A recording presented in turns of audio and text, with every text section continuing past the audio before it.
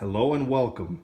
Today we are looking at the Attop XT-1 drone. This drone bears a strong resemblance to the DJI Mavic.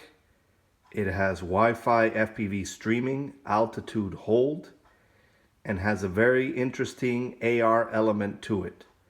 So let's check it out. Now the drone comes in this plain white box, and as you can see it says Attop XT-1, and you can see the drone clearly there at the front, and it says 2.4 gigahertz there below the AT1.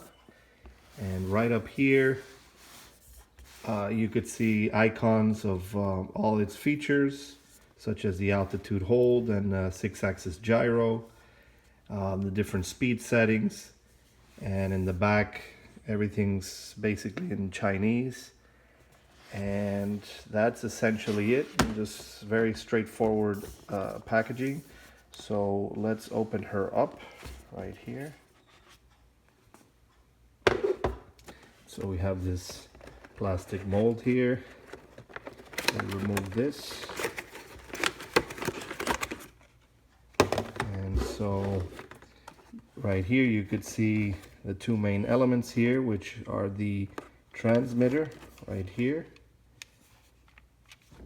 And it's kind of rubberized, pretty comfortable. And then right here we have the drone, and as you can see it's all folded in and it's compacted there, so pretty cool. So we'll set that right there, and then underneath here we simply have a bag here that has the manuals, the charger, 2 spare propellers, and a screwdriver. So we'll take a closer look at all of that. So taking a quick final look at the contents of the box, you have the drone itself. It's 3.7 volt 800 milliamp LiPo battery. Its proprietary USB charger, 2 spare half propellers, a screwdriver for either replacing the propellers or the batteries on the transmitter, its brochures and manual, and the transmitter itself. So that's essentially the contents of the box. Now taking a closer look at the drone, it is a very sharp looking drone here that very strongly resembles the DJI Mavic. And in fact, out of most of the DJI Mavic lookalikes out there, this is probably one of the closest that matches the appearances of the DJI Mavic. And as you can see, it says Attop right there in the back, and has a light there similar to what the Mavic has. Here's your on-off button. Here in the front you can see the 720p 2 megapixel Wi-Fi streaming camera, and this camera is tiltable. As you can see, this camera can tilt just about 90 degrees. Well, not exactly, but can tilt quite a bit, as you can see here. And here, right down here, is the battery, where you would connect the battery. And as you unfold the arms, you'll notice that they lock into place with these switches here. And so if you wanted to fold this back in, you would have to pull down each switch and fold the arms. And they do go in a certain order. I believe the front arms have to fold first, followed by the rear ones. And then to unfold them, you unfold the rear ones first, followed by the front ones. And so you have these two little legs here in the front. Those are the main legs, and these two in the back right here. And the main lights for orientation are these here in the front, and these two eyes in the front as well. As you can see, these ones in the back really don't have any lights there to speak of.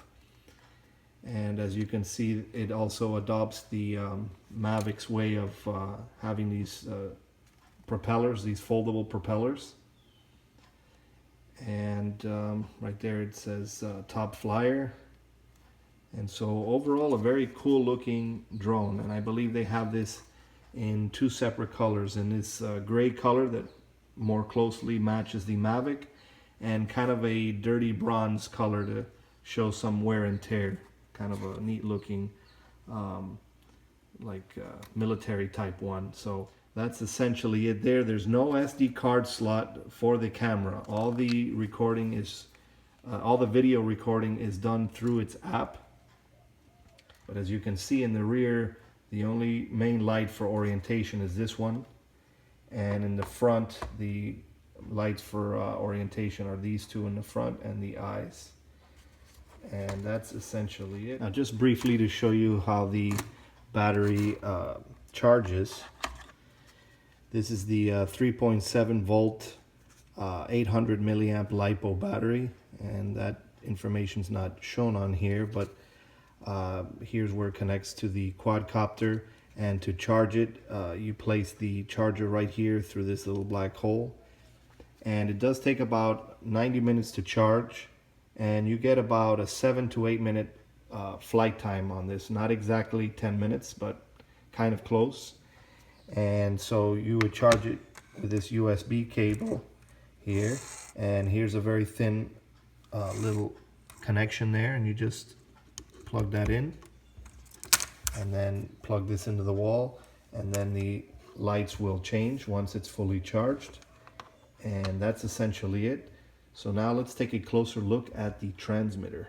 Now going over the transmitter, this is a very comfortable rubberized transmitter here, and right there at the top it says Top Flyer, as you can see there, and the center portion folds out here like that, and you can put a mobile device there, and it is pretty spacious. Now this transmitter does take 3 AAA batteries, as you can see here, 3 AAA batteries. And so you would put the top back on and then screw it back on. So now going over the controls a bit. As usual, we have our left throttle stick and right rudder stick. We have our on-off button right there. We have our auto takeoff button here, our auto land button here. These two buttons are just wedged in. They really aren't used, and you can't even push them in, so those are not labeled or used. This button right here is to calibrate the gyros, so you would push that once and you'll see the quadcopter blink, and for a few seconds while it's on a flat surface, and then it will be level and fly smoother because its gyros are calibrated. These arrows denote the trims, so this will trim it and adjust it in any flight direction.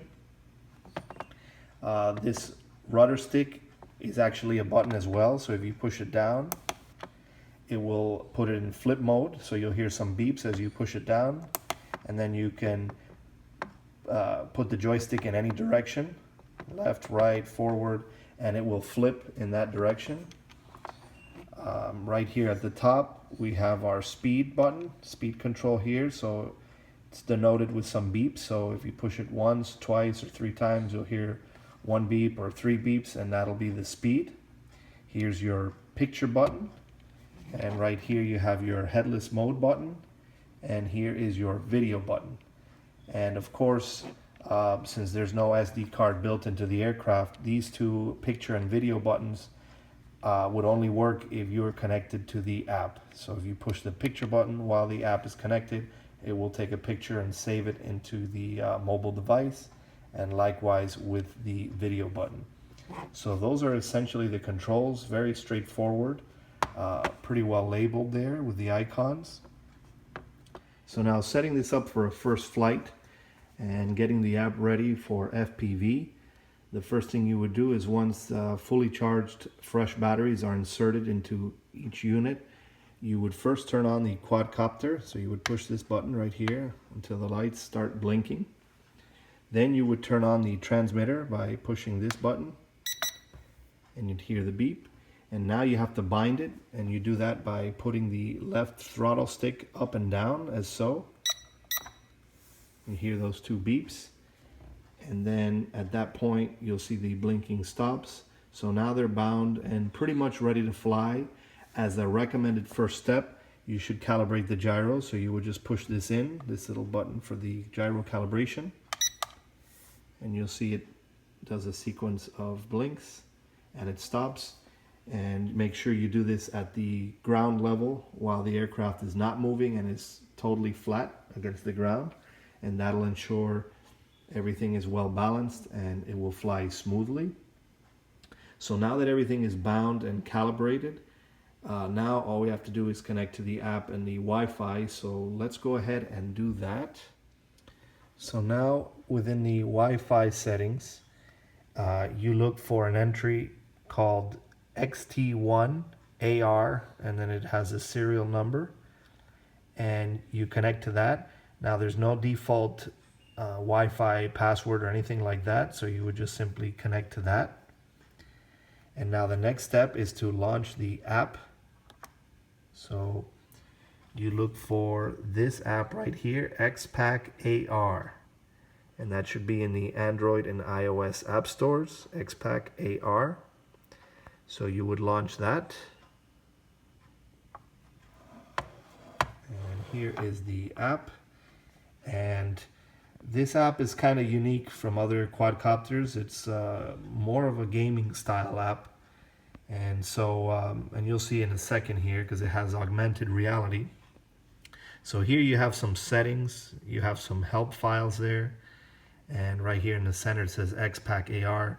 Here you could access your photo album for all your saved pictures and videos. And here you have like a character that levels up. And the main areas where you would enter would either be PvE or Fly. Now Fly is essentially the plain FPV version or control version of this. Or you could try the new PvE area, which basically has this in augmented reality. That's basically the game mode. So first let's go into the traditional Fly here. And as you can see, we already have an FPV signal there. And that range is about 50 to 80 meters. And here you would have the typical controls. These icons here, this icon goes back. This is the picture button, the video button. This would activate the virtual controls. And here you would have your emergency stop, your throttle and rudder, and then you would have your auto land, auto takeoff, and your trims. And then you could adjust your rates here. 30, I think it's 30, 60, and 100. This will perform the headless mode, I believe. This will do the gyro calibration.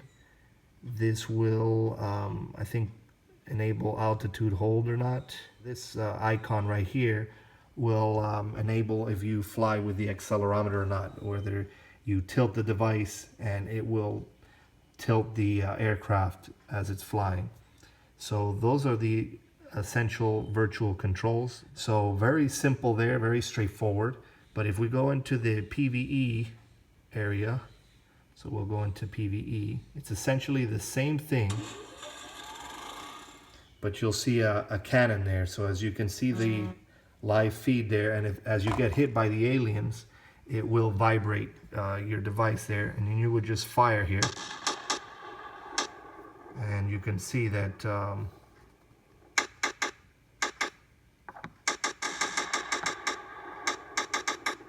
so this is pretty cool. A fun little take on this.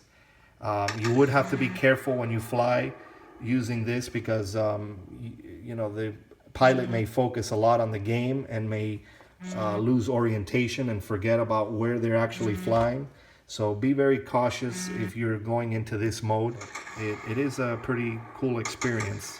So, all right, so we have this all set, and let's take it for a spin and look at some of its footage.